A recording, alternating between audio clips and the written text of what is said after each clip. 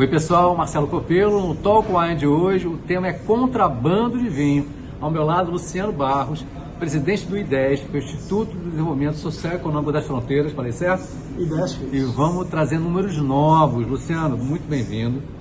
Obrigado, Marcelo, muito bom dia a todos. A gente acabou de fazer aqui no Rio de Janeiro um seminário sobre o tema e o Luciano apresentou um estudo novo e surpreendente. Luciano, os vinhos contrabandeados são a origem número 1 de entrada de vinho no Brasil, mais que Chile e Argentina, é isso? O maior exportador para o Brasil é o contrabando.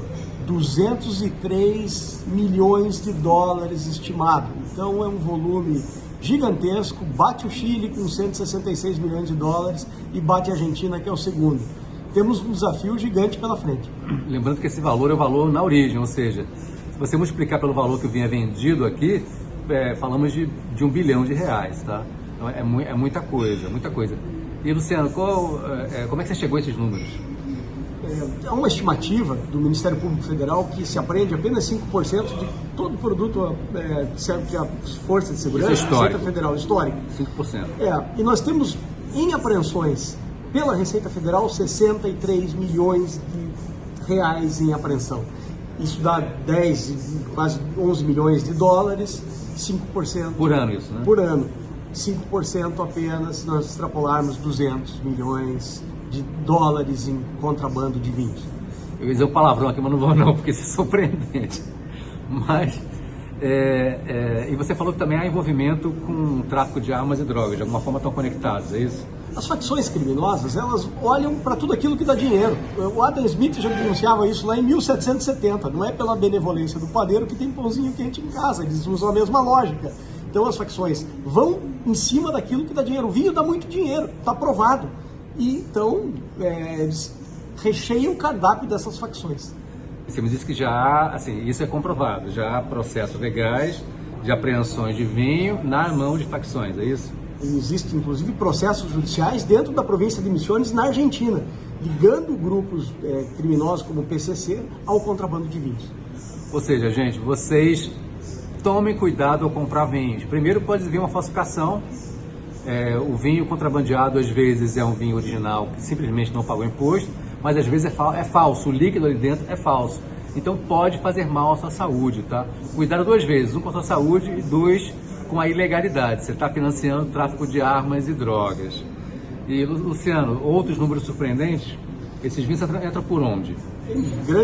As principais portas de entrada, Foz do Iguaçu, maior cidade de fronteira, encostadinha na Argentina.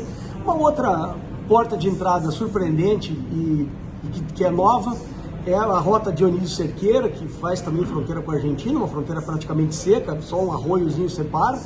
Barracão no Paraná, Dionísio Cerqueira em Santa Catarina e Bernardo Irigódia na Argentina. Os maiores volumes de apreensão de vinho estão nesta zona. Outra rota de entrada são as barrancas do Rio Uruguai, que fazem divisa da Argentina com o Rio Grande do Sul. Também portas abertas de entrada do contrabando. E importante, são vinhos basicamente argentinos, né? O principal é a Argentina. O principal player desse mercado ilegal é a Argentina. E aí tem a novidade de ser contrabando, não descaminho. Sim.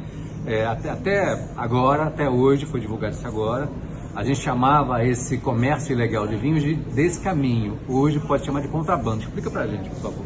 Tem uma instrução normativa do MAPA que prevê certificações de todo o lote importado desses produtos. E também a legislação brasileira prevê que estes produtos passíveis de importação para consumo humano devem ter a inspeção do órgão do Ministério da Agricultura e Abastecimento. O artigo 334A do Código Penal Brasileiro, que qualifica o contrabando, diz exatamente isso, que todo produto que não tiver a inspeção do órgão responsável, em vez de descaminho, é qualificado como contrabando. Então, temos sim contrabando de vinho com penas maiores do que aquelas aplicadas ao descaminho. A implicação para o contrabandista é muito maior nesta legislação. Então é um entendimento que se precisa aprimorar. E como é que a gente reconhece um vinho contrabandeado? Primeiro, se for argentino, já fica de olho. Depois, se você comprou num lugar que não seja uma loja, um restaurante, também fica de olho. Mas mesmo em loja e restaurante também pode ser contrabandeado. E como é que você reconhece esse vinho? boas dicas aí. O rótulo de uma importação oficial, ele tem que ter ali o registro no Ministério... O contrarótulo. O contrarótulo, perdão, exatamente.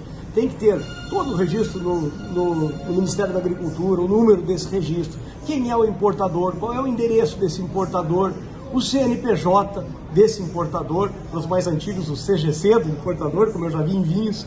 Então isso é muito importante se observar, que estas regras que a legislação brasileira obriga estejam neste contrarótulo. Muitas vezes o contrabandeado nem contrarótulo tem, tá? Primeiro tem que ter contrarótulo, depois no contrarótulo vir lá os dados do mapa, que é o Ministério da Agricultura, do Pecuária e importador Abastecimento. E do importador. Então, perceber isso e negar a consumir isso no restaurante, pois acabamos de ver, esses vinhos têm gosto de sangue, eles estão às mãos das facções criminosas. Não é nenhuma vergonha pedir para que substitua essa garrafa, que tragam outra garrafa que esteja legalmente introduzida no mercado nacional. Gente, assunto sério, então tome cuidado. Luciano, muito obrigado.